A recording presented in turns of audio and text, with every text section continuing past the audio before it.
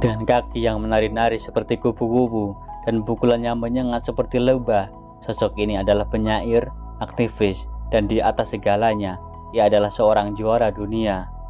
Footwork cepat, knockout yang dramatis, Ali tersenyum, berteriak, dan memegang sabuk juaranya. Ini adalah kisah tentang Cassius Marcellus Clay, yang kemudian dikenal dunia sebagai Muhammad Ali. Ia bukan hanya seorang atlet, tapi sebuah fenomena budaya yang mengubah dunia olahraga, politik, dan keadilan sosial.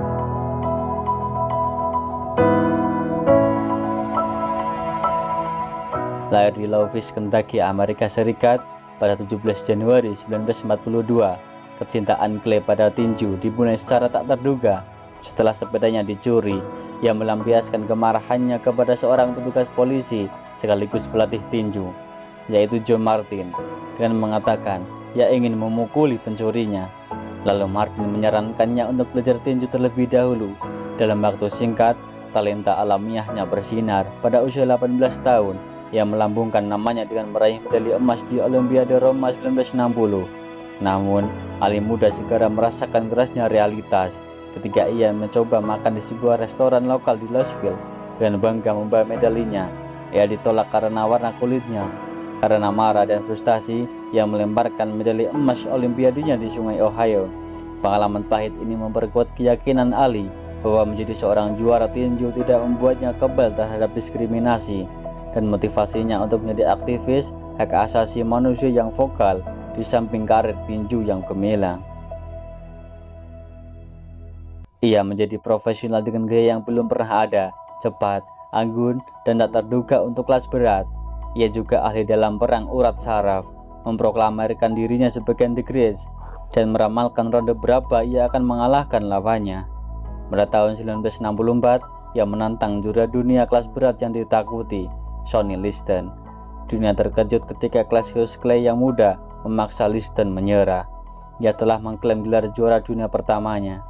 Clay melompat-lompat di atas ring, berteriak, "Saya mengguncang dunia, sayalah yang terhebat." Ia telah mengklaim gelar juara dunia pertamanya, dan sebuah legenda baru telah lahir.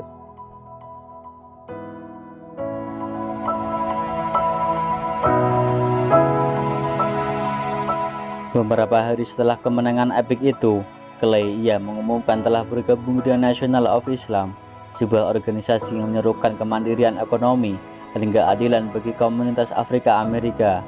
Ia menolak nama lahirnya yang ia sebut sebagai nama budak dan memilih nama baru yang spiritual, yaitu Muhammad Ali. Puncak perlawanannya terjadi pada tahun 1967. Ali dipanggil untuk wajib militer untuk berperang dalam perang Vietnam. Berdasarkan keyakinan agamanya, ia mengajukan status penolakan wajib militer. Ketika diwawancarai mengapa ia menolak, Ali melontarkan kalimat ikoniknya yang mengubah dari adat menjadi ikonik politik. "Saya tidak punya masalah dengan Viet Cong. Mereka tidak pernah memanggil saya."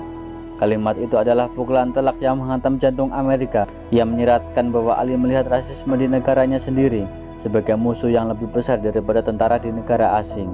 Konsekuensinya sangat brutal dan cepat. Ia didenda $10.000, sabuk juara dunia kelas berat yang dicabut dalam hitungan jam, dan lisensinya untuk petinju ditarik di setiap negara bagian Amerika Serikat. Muhammad Ali, juara dunia di masa jayanya, diasingkan dari olahraganya sendiri selama 3,5 tahun. Namun, daripada diam, ia menggunakan tahun-tahun pengasingan ini untuk tujuannya lebih besar.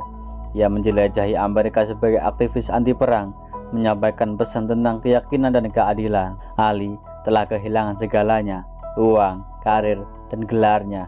Namun ia mendapatkan sesuatu yang tak ternilai, martabat, integritas, dan pengakuan sebagai seorang pria yang rela mengorbankan segalanya demi keyakinannya.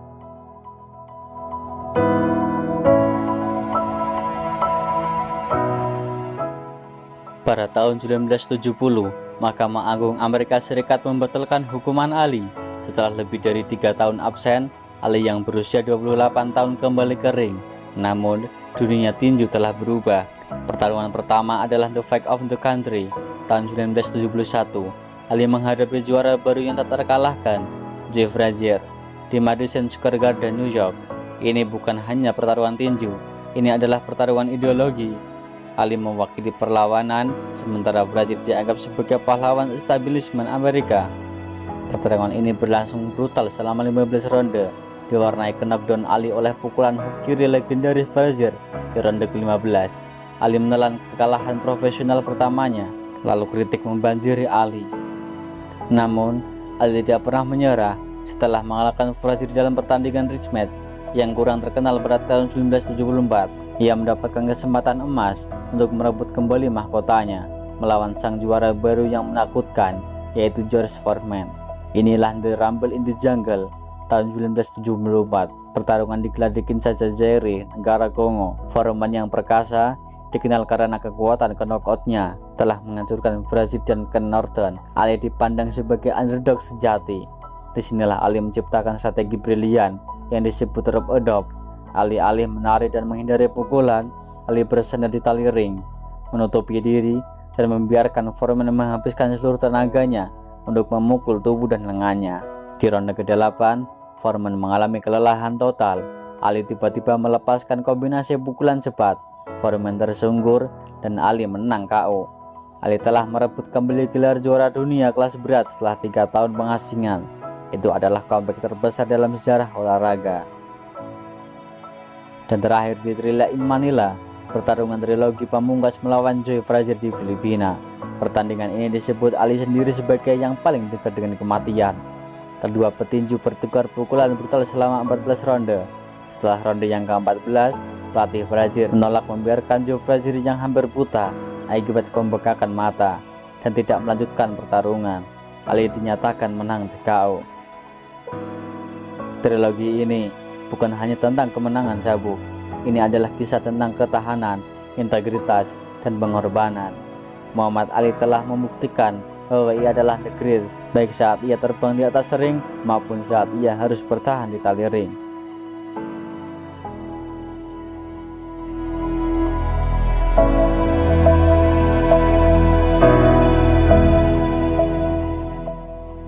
Meskipun ia telah bertinju beberapa tahun lagi, pertarungan brutal yang menguras jiwa itu pada akhirnya mulai mengambil korban.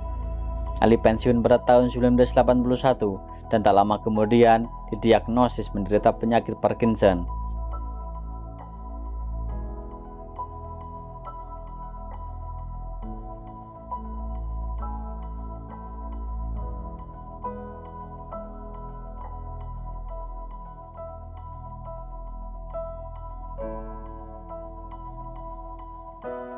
Penyakit neurologis itu secara perlahan merampas footwork lincahnya dan paling menyakitkan, merenggut suara yang lantang pernah mengguncang dunia.